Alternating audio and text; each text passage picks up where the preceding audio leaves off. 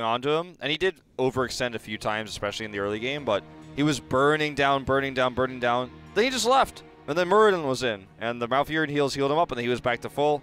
Just kept happening. We're going to Cursed Hollow, and actually Mighty is picking the map. Raven will take first ban, so a rare occurrence for them in Phase 2 here, actually, to not pick the map. They've been picking the map most of the time, including in that first game where they won the coin toss. Oh yeah, that's right.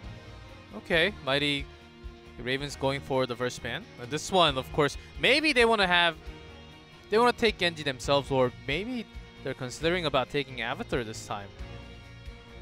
I think that's also a choice. Is DeYoung's Asmodan going to make another appearance here? I'm not sure, but there's a chance.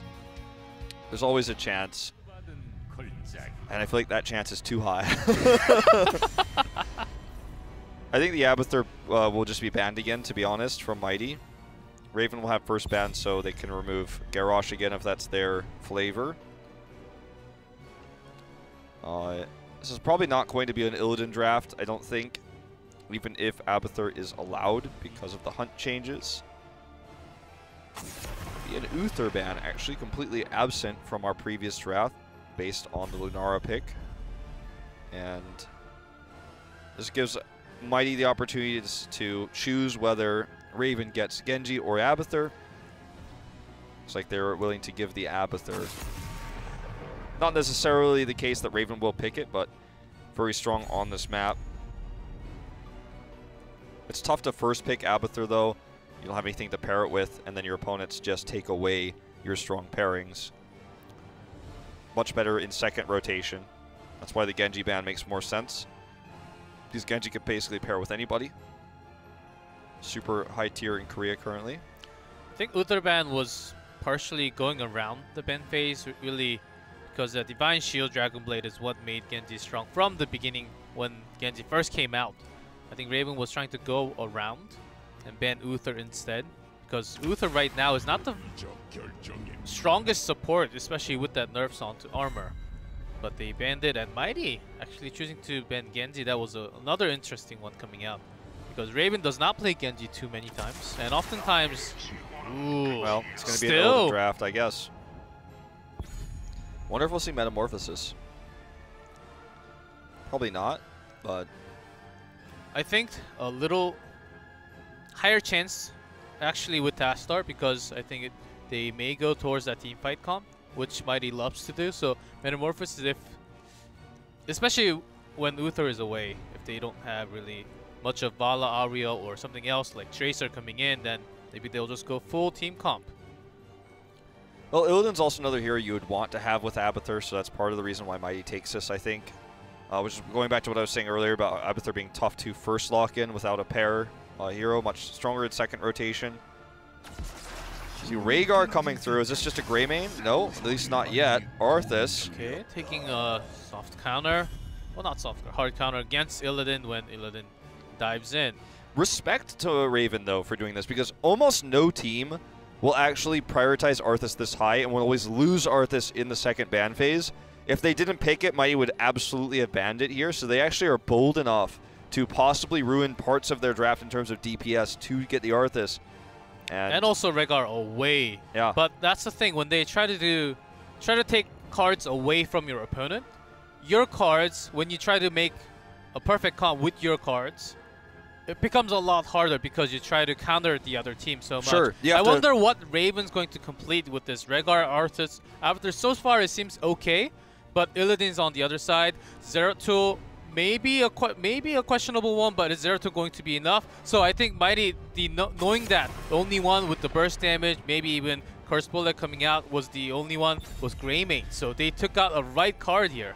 Yeah, you have to give up the Greymane to take the Arthas here, sadly, and you can't. It's kind of a lose-lose situation for Raven overall, but I think that if they have a backup plan for using this Rhaegar, who's already strong on the map because of Wolf Run, because of his wave clear, then I think this is it can be a positive trade for them if they have a backup plan. If not, and we just see some generic hero like Tychus here with the Abathur comp, I'm a little bit more worried. I wonder what kind of assassin they will bring out. I think Zeratul is still okay. Yeah, I mean, especially Chen, in this map. Chen is used a lot with this too, but they will then need to have just one range damage with the Chen. Being removed. This starts to feel like it's going to be a fall stat game at some point with all the DPSs removed on this map. Magi's a really good fall stat, so could be something they consider grabbing now with the Illidan, and if it is Metamorphosis instead of the Hunt, then you still get a global with that pick. So something to keep in mind here. This draft got a little bit weird. Tyrael is strong with the Illidan. Seems like heavy dive. They definitely wanted to pick Li Ming here, but they will not have it. They still need some ranged, though. They have Tassadar, but Tassadar may not be enough with the pokes. I think it's gotta be something like a fall stat. Tychus is available too, but if you take the Tychus, whichever one you don't take, I think of the Tychus or the fall stat, the other team will take. It's kind of a DPS quandary here. Will be the Malfurion first. They're going to save their DPS pick for flex. That's because Raven has to pick out their DPS now. And it must be ranged. They have to have one ranged at least. They cannot just have full melee with Avatar. I think that's almost impossible going into Cursed Hollows. So if they wanted, they can bring. I mean, what other DPSs we have? We have Lunara, not very strong with this comp.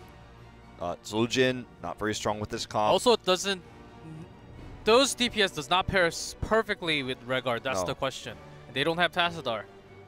They needed the Greymane, but they couldn't take away the Rehgar and the Arthas and get the Greymane. You can't. You can only get 2 of the 3, and so they lost the 3rd with the Greymane. You may see some specialist coming in. Who knows? People are laughing, and you know what that means. Is this going to be another Nazeebo game? Nazeebo could be. It's going to be something like that. Sonya Vala. I think this draft is very weak. Sonya is strong in the top lane, obviously.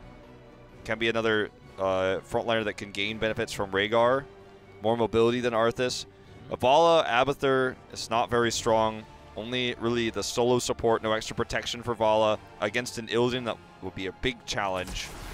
Sergeant Hammer is coming in here for Mighty. So I think we're going to see a BFG on this one. Okay, great choice for Mighty. I think there's sustained damage from long range. Unless Sonya gets perfect positioning into one-on-one or 2v1 Sergeant Hammer with Avatar hat on, Raven's going to have a tough time with that long range, especially Vala, when she does not have so much healing or shielding on herself. Well, let's find out if Mighty can make this draft work with a Sergeant Hammer pick. Risky against the Sonya and an Arthas, but as you say, if positioning is correct, it can work out. Let's go into game number 2 on Cursed Hollow.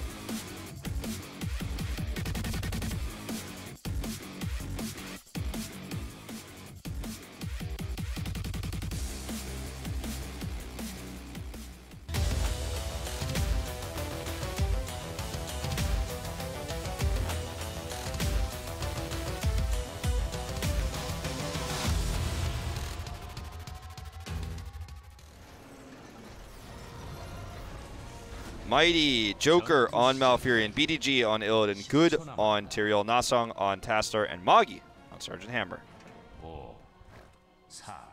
On the other side, Raven, Darvish on Avatar, Hamlin on Sonya, NMX on Vala, Diong on Arthas, and Chom on Rehgar. So Hammer will need to be careful, and of course that's Magi I'm referring to. We'll have to be careful against the Howling Blast, the Ancient Spears. Is going to be block at level 1 for Sonya, actually. No warping. So NMX is going for the Q build. So Vala's more for the camps control along with the Rehgar. I think that's a great idea to go with the rotational. So of course Sonya does have to fight. Also a great camp controlling one. So I think Raven's trying to control over the map here, painting the map red. I think that's the way they're trying to go in game number 2. See if it works out. It's obviously a very strong tactic on this map. When we saw the Rehgar pick, we knew that there was a high chance that that was going to be the plan of action. Okay, this is a very aggressive Hamlin here in the top lane. BDG is playing with fire himself. Definitely been a very aggressive one up here. BDG very low. Oh. Baited him though. With the last It's gonna perfect be a kill. shield. See ya, Sonya. That was a close one though. BDG could have went down. Either one could have went down. I think that was a great duel of the gentlemen there. They're on the top lane. Of course, this is a big swing now as BDG is on the Illidan. They have Nasong on Tastar. It's a very strong 2v2 lane for the victors here. And they will push that into the Cannon Towers. Sonya is heading back to lane now. It's going to give a nice experience lead. Meanwhile, down in the bot lane. This is the thing. Yeah, this is a problem. And this split of lane, actually having Tyrael solo lane against the Abathur is so strong.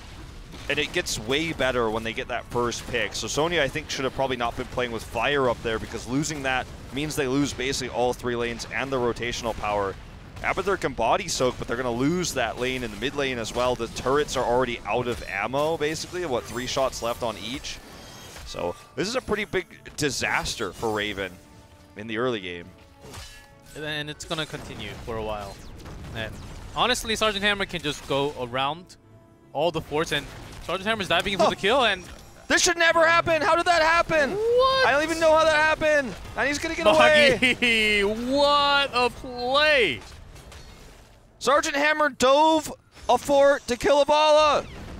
That just happened! I saw the minimap before we switched over, and I was thinking, what's going on? That happened on TV. Okay, let's move on. Tribute's up. Tribute's up here in the top lane. It's on red side, but control of the top lane massively in favor of Mighty right now. They will get this easily while continuing to push the bot lane. Only missing some experience in mid right now. This is actually delayed, but the delay actually works in Mighty's favor. To be honest, Moggy can just go around bot lane, mid lane, and swap lane with top, and do that all game. And they will have EXP lead. Okay, it's going to be a 1-for-1 here. Looking to make it a 2-for-1. Chom is going to eat that damage. Does go down. Oh. And now Hamlin should not be contesting this. Okay, he does get the... Ooh, max range spear on. That was a nice spear. If he missed the spear, he dies much faster than he's if about Hamlin to die. Had 7, like, what is he even doing? What is he even doing in this moment? I have to ask. I have to wonder.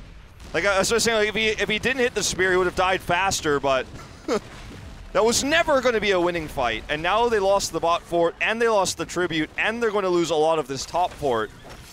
That was just poor understanding of what a hero can accomplish in that fight. That was just never going to work. Into the minion wave, mind you. It wasn't even that he was fighting 1.5 V2 with the Abathur hat, but into a minion wave. Yeah, if Sonya had 7 with Poison Spear coming out, I think that it could have been a kill onto Tastar. Pretty close to it actually, with Abathur on top of her head, but not even close from what we saw. And they just hit 7, and they needed that minutes ago. Well, I mean... See the rotations coming up from Sergeant Hammer.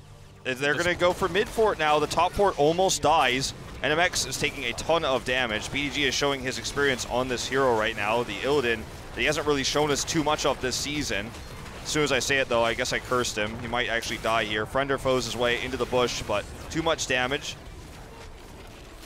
So definitely showing off some of his mechanical skill, and then just showing, you know, everyone around the world that if you say something good about a player, they're always going to make a mistake right after you say that. The cast a curse, yes. So still 2 tributes. They're on curse point.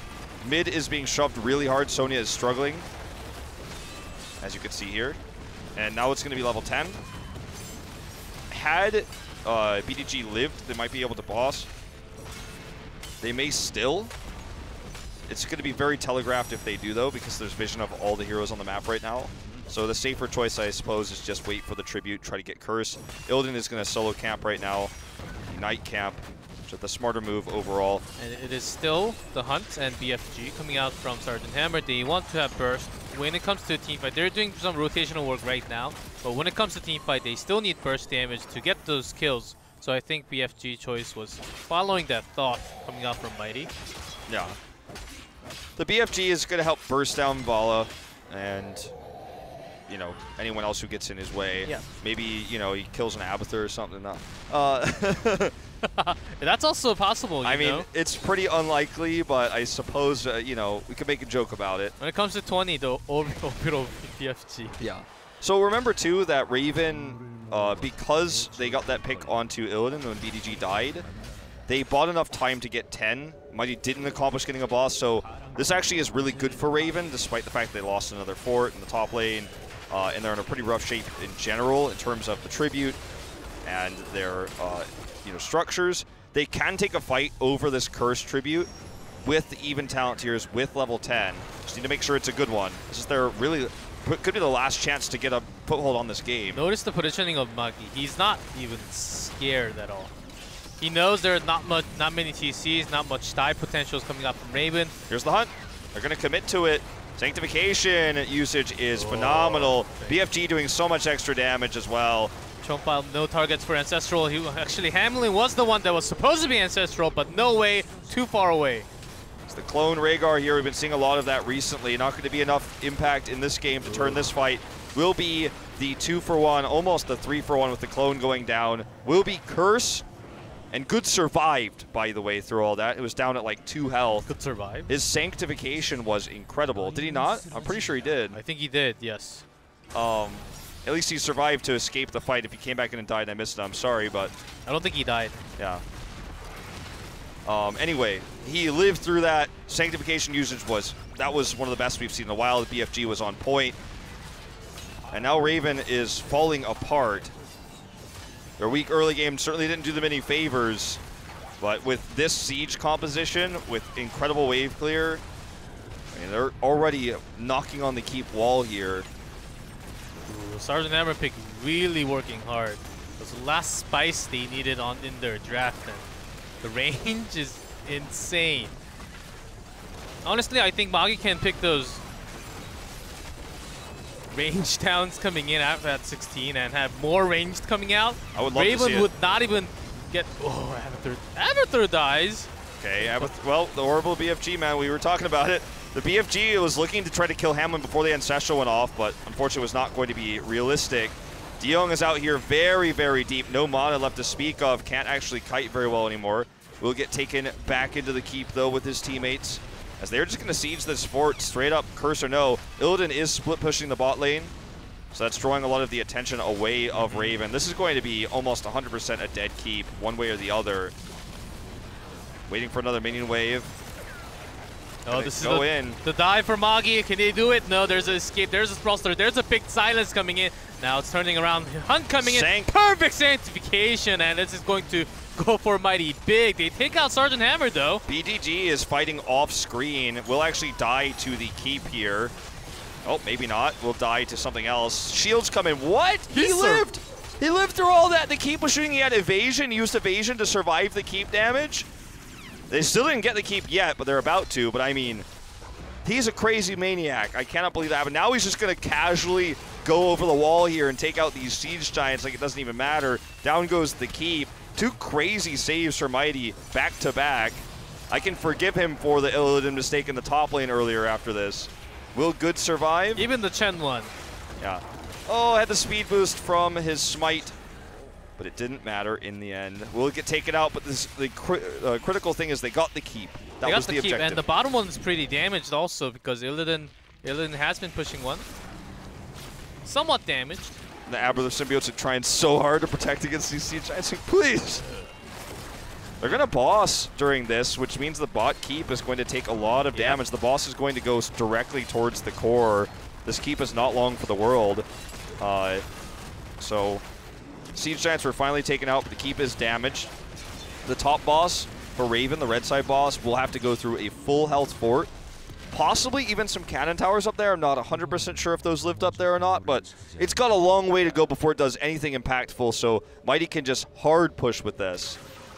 They don't even need the tribute. Yeah, they're just going past through. They want to keep. So they're going in already, knowing that Abathur was there, but not anymore. Abathur's top, which isn't going to do him too much up there. Okay, here we go. This is going to be a fight that potentially decides the game if Raven loses it. BDG's up in the front lines here. Hamlin has to be Ancestral again. The Ancestral is timed well enough to save against BFG. Darvish's clone will go down, but the keep is, again, as I said, not long for this world. Hunt comes in, good cleanse. Coming out from Cho, but it will continue. Boss still doing damage to the keep. Seems like the Twilight Dream will be enough, and they will secure the keep very soon. Hamlin is so low, does catch the spear onto Magi, but that was nowhere close. Chom is going to be the next to die here. No health left. Sanctification, bit unnecessary here. They won't have it to use for the core, but it won't matter. The boss goes down before touching the keep in the top lane, even though Abathur was there to split push with it with Locust, was never going to be enough. Now just trying to use the symbiote to protect the core as DeYoung will be the last to fall in this game. The core down to 65%. Another quick win here for Mighty in our first series. As Darvish is trying his best to delay, he's taking a nap. Pajamathur, down goes the core. It's going to be a 2-0 lead for Mighty. Definitely a stronger second game for them than their BOE game. After those Twilight Dreams, except for one positioning mistake in game number 1, Joker's his new role on the Malfurion. You gotta say, of course, they're against a weaker team, but looks pretty decent. He looks solid. The Twilight Dream timing was pretty decent. The healing coming in, the wrappings, all the way good throughout. I have to say, it gives thumbs up to Joker for now. Yeah, the Twilight